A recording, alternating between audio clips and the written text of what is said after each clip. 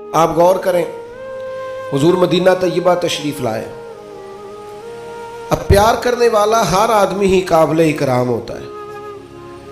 محبتوں کا خراج ہمیشہ انسان کو قرضدار رکھتا ہے.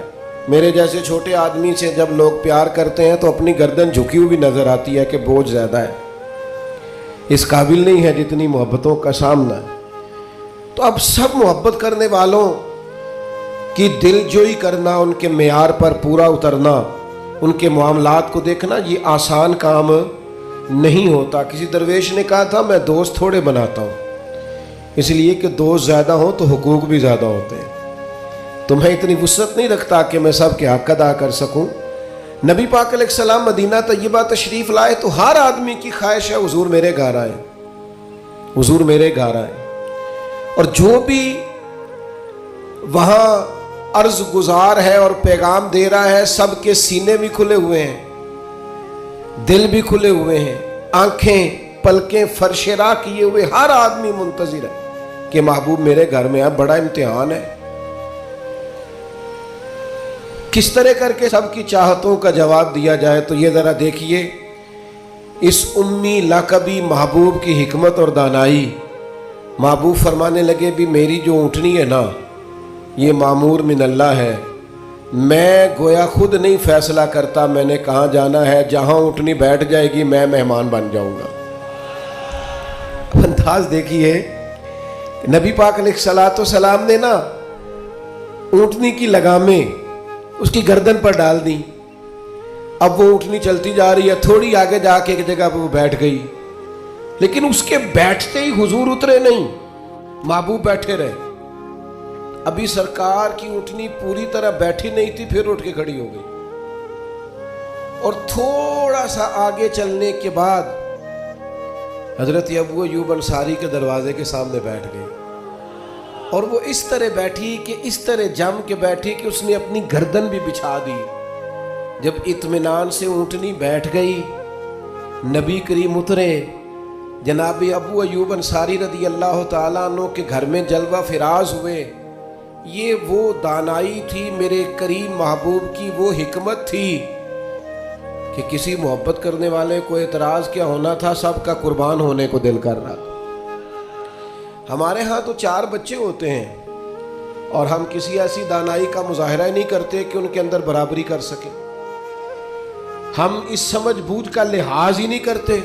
ہمارے ایک استاد تھے تو وہ اکثر کہا کرتے تھے، جن کو پڑھانے کی ڈیوٹی لگاتے ان سے کہا کرتے تھے کسی طالب علم سے چڑ نہ جانا، اسکول کے، کالج کے، مدرسے کے کسی بچے سے چڑ نہ جانا. تم اگر کسی سے چڑ گئے تو اس کا مستقبل خراب ہو جائے گا، اس لیے کہ تم ذاتی اناد پال لو گے. بچہ بڑا لائق ہے لیکن تمہارا فرما بردار نہیں، تم چڑ گئے ہو، تم بات بات پہ ڈانٹتے ہو، بالآخر وہ ساری تباہی ہو گئی، بدگمان ہو گیا.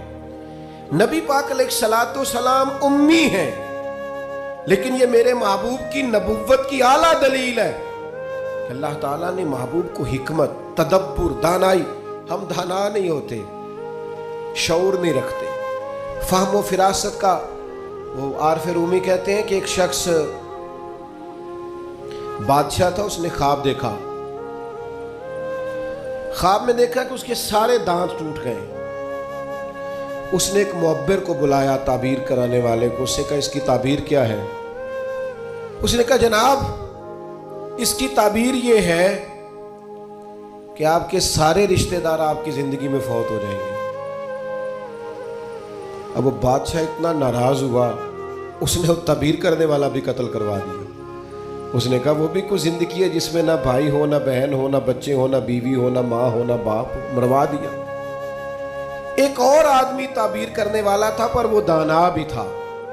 اس کو بلایا اور بلا کر بادشاہ نے کہا میں نے خواب دیکھا ہے، خواب میں میرے سارے دانت ٹوٹ گئے، تعبیر بتائیں. تو وہ کہنے لگا بادشاہ مبارک ہو، اس کی تعبیر یہ ہے کہ اللہ تعالیٰ خاندان میں سب سے لمبی عمر آپ کو عطا فرمائے گا. بادشاہ نے اسے انعام دیا، کہا تو جیتا رہ، کیا تو نے بات کی ہے. اب میری بات کو سمجھیے گا، تعبیر اس نے بھی وہی بتائی ہے جو پہلے والے نے بتائی، لیکن پہلے والے نے کہا تیرے سارے رشتہ دار تیری زندگی میں فوت ہو جائیں گے، اس نے اسے بھی مروا دیا. بات اس نے بھی وہی کی ہے، لیکن بات گرچہ بے سلیقہ ہو کلیم، پر بات کرنے کو سلیقہ چاہیے۔ آپ بے سلیقہ بات بھی کریں پر سلیقے سے تو کریں، کوئی لہجہ ہی نہیں، حکمت ہی نہیں، کوئی دانائی نہیں۔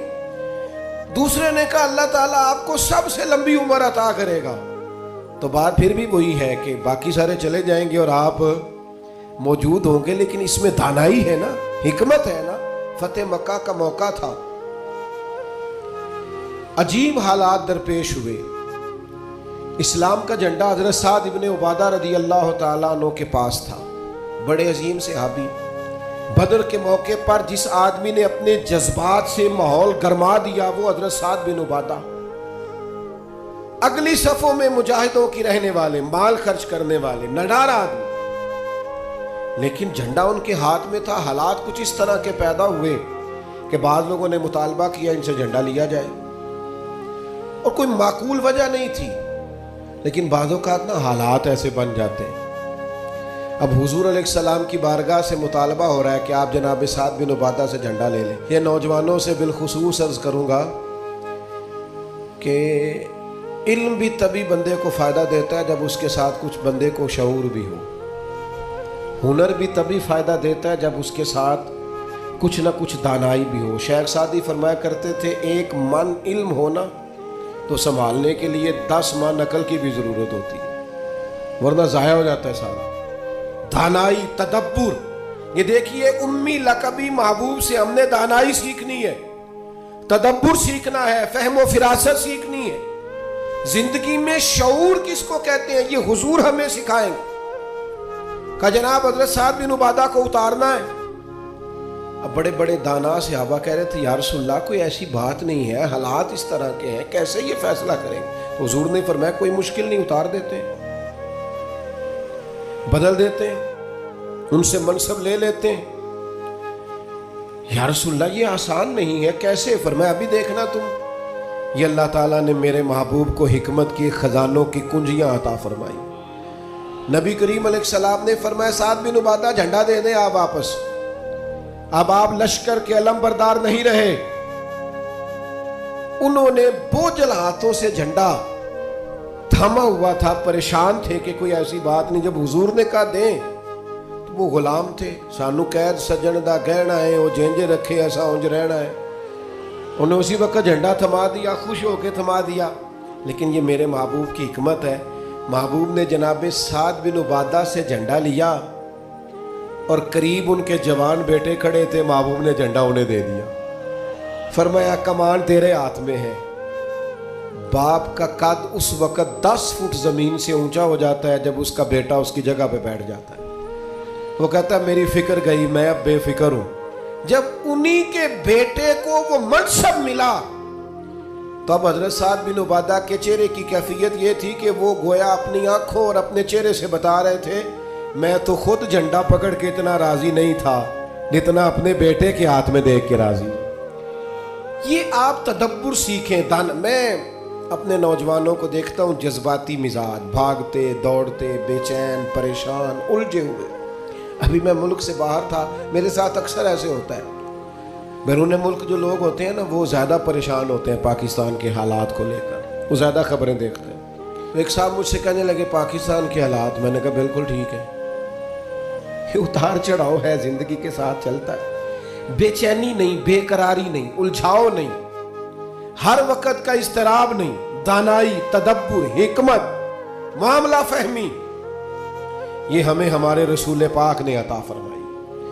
آپ اپنی زندگی کو سلیقے سے گزاریں، قیمتی بنائیں۔